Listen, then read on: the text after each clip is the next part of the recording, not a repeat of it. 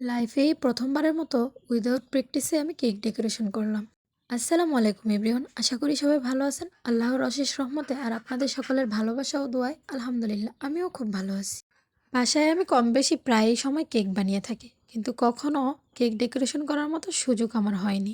আর তার মূল কারণ হলো আমার কাছে কেক ডেকোরেশন করার মতো কোনো সরঞ্জামই ছিল না। আর যখন আমি সরঞ্জামগুলো জোগাড় করতে পেরেছি, তখন আমি সুযোগটাকে আর মিস করিনি। উইদাউট প্র্যাকটিসে একটা বড় রিস্ক নিয়ে নিলাম। দেখা যাক কি হয়। কেক তৈরির জন্য প্রথমে আমি ডিমগুলোকে ফাটিয়ে তার সাথে প্রয়োজনীয় উপকরণ মিক্স করে বিট করে নিলাম। লাস্ট স্টেজে আমি ডিমের কুসুমগুলো দিয়েও ভালো করে বিট করে নিলাম। ডিম বিট করা প্রায় রেডি।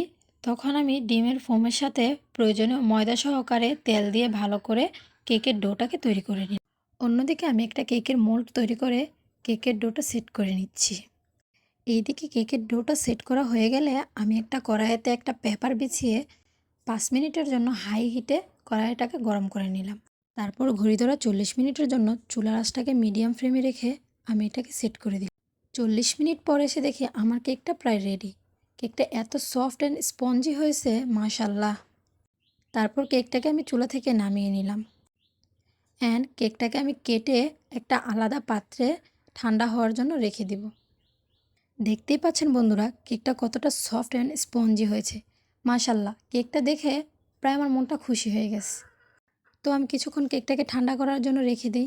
অন্যদিকে আমি কেকের ক্রিমটা আধ ঘন্টা আগে ফ্রিজ থেকে নামিয়ে রেখেছিলাম। সেটাকে আমি প্রয়োজনীয় উপকরণ দিয়ে বিট করে নিই। প্রায় 5 থেকে 7 মিনিটের মতো আমি ক্রিমটাকে বিট করি। ক্রিমটা প্রায় রেডি।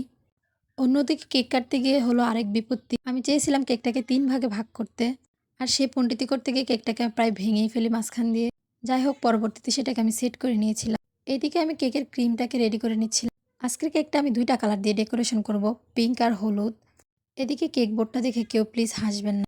আমি বাজারে অনেক খুঁজেছি, কিন্তু কেক বোর্ড আমি পাইনি, যার কারণে মিষ্টির বক্স দিয়ে আমাকে কাজ চালিয়ে নিতে হচ্ছিল। কেকটাকে ডেকোরেশন করার কাজ প্রায় আমি শুরু করে দিয়েছি। ফার্স্টে আমি সুগার সিরাপ দিয়ে কেকটাকে ভালো করে ভিজিয়ে নিয়েছিলাম অ্যান্ড তারপর আমি এটার মধ্যে ক্রিম দিয়ে মোল্ড করে নিচ্ছিলাম। এই হলো আমার সুন্দর কেকের ভাঙা অংশটা, যেটা থেকে মনটা খারাপ হলেও কিছু করার নেই। ফার্স্ট টাইম বুঝতে হবে সেটা। ভাঙা অংশটাকে আমি আলতো হাতে সেট করে ক্রিম দিয়ে মোল্ড করে নিয়েছিলাম।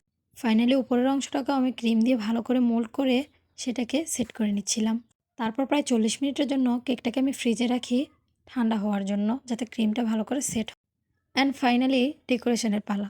দেখতেই পাচ্ছেন বন্ধুরা, কীভাবে কাঁপা কাঁপা হাতে আমি ডেকোরেশন করছিলাম, যেহেতু ফার্স্ট টাইম একটু সমস্যা হচ্ছিল। তারপর নজেল দিয়ে আমি কিছু ডেকোরেশন করার চেষ্টা করছি। আসলে এই নজলগুলা দিয়ে কীরকম ফুল ওঠে আমি জানতাম না, তাই নিজের মতো করেই ফুল এঁকে নিচ্ছিলাম। আর এভাবে আমি একটা সাইড ভালো করে ডেকোরেশন করে নিই। জানি না কেমন হচ্ছিল, যেহেতু প্রথমবার, তার মধ্যে আবার কেক ডেকোরেশন করতে করতে কারেন্টও চলে, তাই আমি খুব দ্রুত কেকটাকে ডেকোরেশন করে সারা রাতের জন্য ফ্রিজে রেখে দিয়েছিলাম। এটা হলো সকালের ভিডিও। সকালবেলা কেকটাকে আমি ফ্রিজ থেকে নামিয়ে নিলাম। ফার্স্ট টাইম যেহেতু কেক ডেকোরেশন করেছি, জানি না কেমন হয়েছে। মতামতটা তোমাদের হাতেই ছেড়ে দিলাম। কেকটাকে সকলে মিলে একসাথে কাটতে চেয়েছিলাম, কিন্তু কোনো কারণবশত সেটা হয়ে ওঠেনি, তাই কেকটাকে একাই কাটতে হলো। যাই হোক, কেকটা খুব মজা হয়েছিল। পরবর্তীতে সকলে খুব প্রশংসা করছিল। তো ভিডিওটা কেমন লাগলো কমেন্ট করে জানাবে। লাইক কমেন্ট ফলো দিয়ে পাশে থাকবেন। আল্লাহ হাফিজ, টেক কেয়ার, বাই বাই।